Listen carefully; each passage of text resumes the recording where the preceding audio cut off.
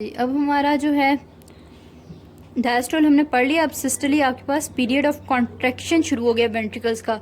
आपने period of relaxation ventricles का पढ़ लिया। पीरियड ऑफ कॉन्ट्रैक्शन में क्या हो रहा है? पीरियड ऑफ कॉन्ट्रैक्शन में के दो फेजेस हैं। जैसे डायस्टोल के ऊपर 4 फेजेस थे, इस तरह आपके पास सिस्टोली के आगे 2 फेजेस हैं। ठीक है, आपके पास खून भर गया है वेंट्रिकल्स में। जैसे ही वेंट्रिकल्स में खून भरता है, ठीक है, कंप्लीटली आपके पास वेंट्रिकल्स फिल हो गए हैं। ठीक है, और वो जो होते हैं उनका प्रेशर इंक्रीज हो गया होता है। आपके पास एवी नोड्स जो एवी वॉल्व जो है वो भी बंद हो जाते हैं। ठीक है, इस पूरे टाइम में आपके पास सेमील्यूनर वॉल्व्स पहले से ही बंद थे। ठीक है, अब आपके पास खून इधर एट्रिया से वेंट्रिकल में आ गया, वेंट्रिकल्स को फिल कर दिया। अब दोबारा आपके पास एवी वॉल्व भी बंद हो गए। अब आपके पास दोबारा आइसोवॉल्यूमिक जो कॉन्ट्रैक्शन का पीरियड है वो आ गया। आइसोवॉल्यूमिक आपके पास पीरियड कौन सा होता है? इसमें आपके पास वॉल्यूम चेंज नहीं हो रही होती, दोनों वॉल्व क्लोज हो गए हैं और आपके पास अब इस वाले पीरियड में प्रेशर इंक्रीज हो गया वेंट्रिकल्स का।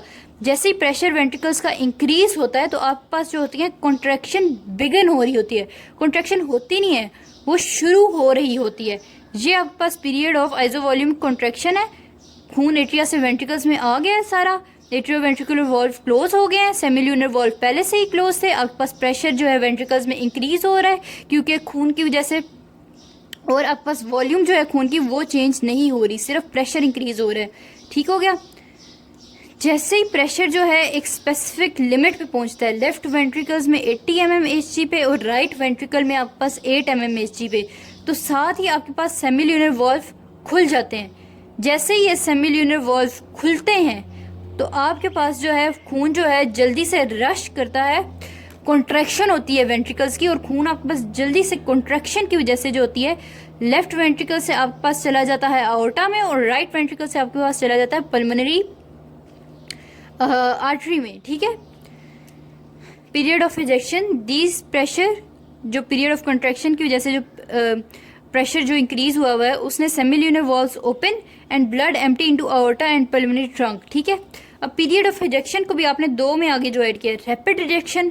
रैपिड इजेक्शन में जल्दी जल्दी पहले 70% जो ब्लड है वो एम्प्टी होगा, और जो स्लो इजेक्शन है उसमें लास्ट 30% जो है वो एम्प्टी होगा। ठीक है, अब जो आपके पास हम पढ़ चुके हैं and systolic volume. And systolic volume वो वॉल्यूम है जो आपका वेंट्रिकल्स कॉन्ट्रैक्ट कर चुके हैं मगर फिर भी जो वेंट्रिकल्स में थोड़ा सा ब्लड रहता है उसको आप एंड सिस्टोलिक वॉल्यूम कहते हो। वो आपके पास 65 ml है। ठीक है, और जो आपके पास वॉल्यूम आप ब्लड की इजेक्ट कर चुके हो हार्ट से, जो वेंट्रिकल्स कॉन्ट्रैक्ट करके बाहर निकाल चुके हैं, जो उनमें नहीं, जो वो अपने अंदर से निकाल चुके हैं, उसको आप कहते हो स्ट्रोक वॉल्यूम।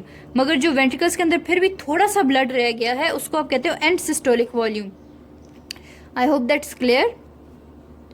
इधर देखोगे कि जैसे ही आपके पास पीरियड ऑफ इजेक्शन, आपके पास एट्रिया आर्टा और पल्मोनरी जो ट्रंक है उसमें ब्लड चला गया वेंट्रिकल्स की कॉन्ट्रैक्शन की वजह से, तो वापस आप किधर आ गए हो? वापस आप इस फेज पे आ गए हो, पहले फेज पे। आपके पास जैसे ही आर्टा में प्रेशर इंक्रीज हो गया, सेमील्यूनर वॉल्व्स वापस बंद हो गए। आपके पास क्या कहते हैं, वेंट्रिकल्स के प्रेशर की वजह से एवी वॉल्व पहले से ही बंद थे, सेमील्यूनर वॉल्व बंद हो गए। आपके पास थोड़ी सी वॉल्यूम वेंट्रिकल्स में रह गई थी और आपके पास जो है प्रेशर वेंट्रिकल्स का डिक्रीज कर रहा है। या वापस किधर आओगे? डायस्टोल फेज में। डायस्टोल फेज के कौन से पार्ट में? Period of isovolumic relaxation of ventricles में। तो ये आपके पास इस तरह पूरी साइकिल चलती है।